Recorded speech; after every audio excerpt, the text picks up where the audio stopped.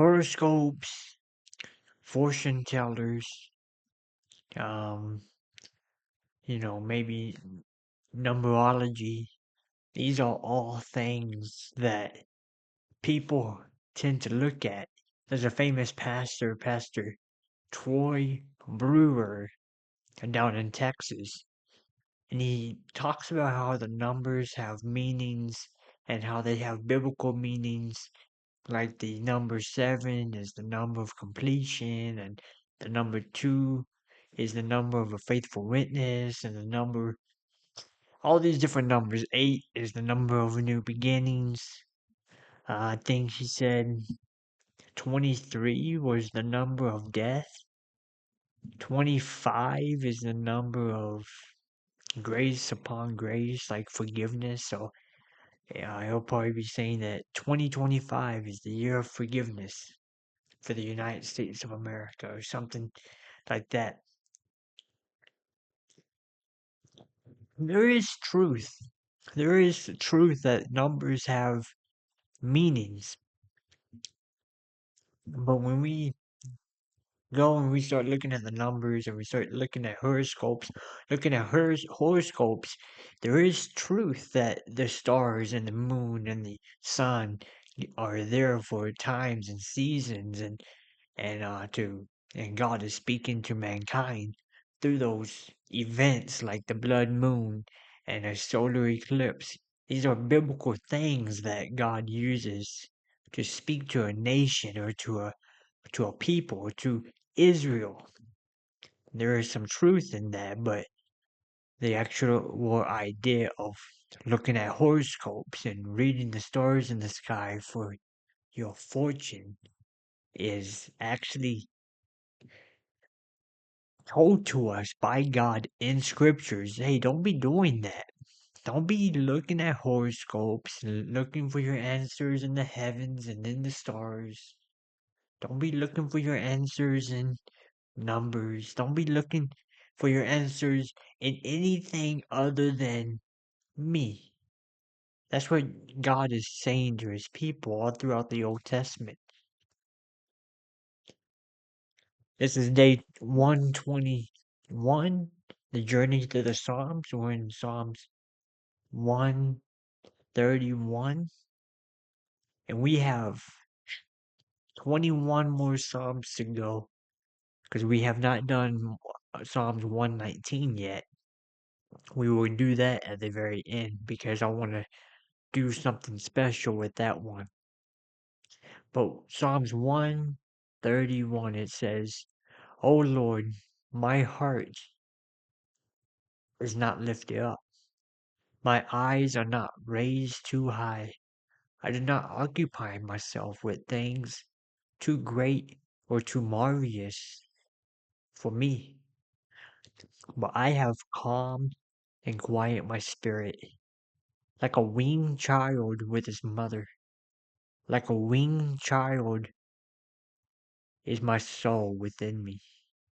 O Israel, hope in the Lord, from this time forth and forever more. O Israel, hope in the Lord."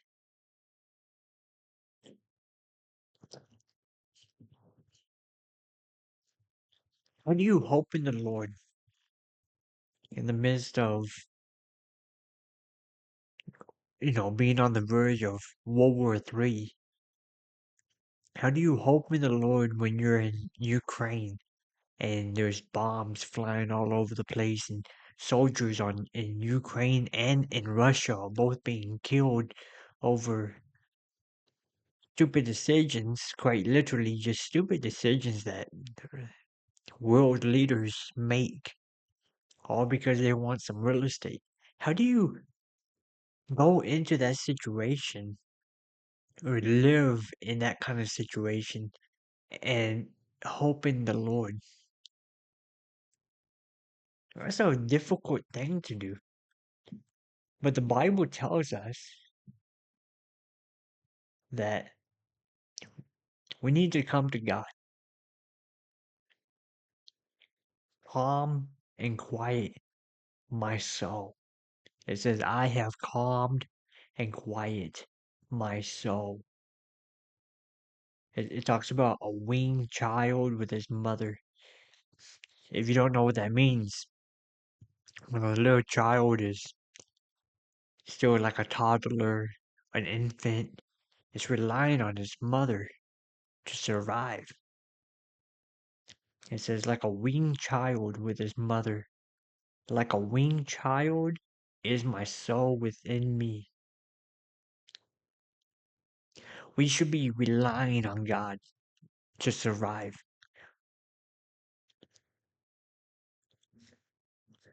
All the chaos of the world, all the pain, all the sorrow, all the insanity of mankind.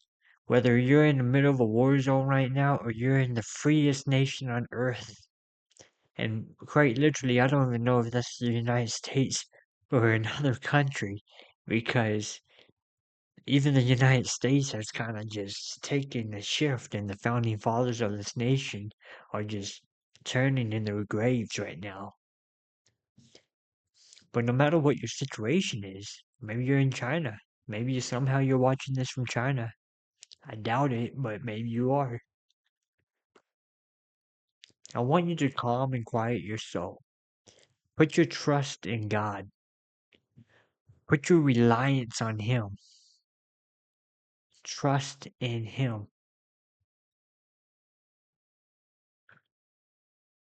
Don't worry about all the ins and the outs of everything and how this goes into that. And don't worry about any of it. Like a woman, a man and a woman, they think differently. A man thinks of one subject at a time. A woman, on the other hand, they somehow will connect this drink to this coffee mug. And then after that, they're connecting that coffee mug to this phone. And this phone somehow connects to this drink. And this drink connects to the Bible. And the Bible connects to this. And it's like the yard. And sometimes as Christians, we do that when it comes to the circumstances of life. We start thinking about how this job, if I get fired over here, then what am I gonna do if I can't pay my bills over there? And what if my car gets put on the repo list? And we think about all these things and stresses that life can bring. And it's the real stresses that life can bring.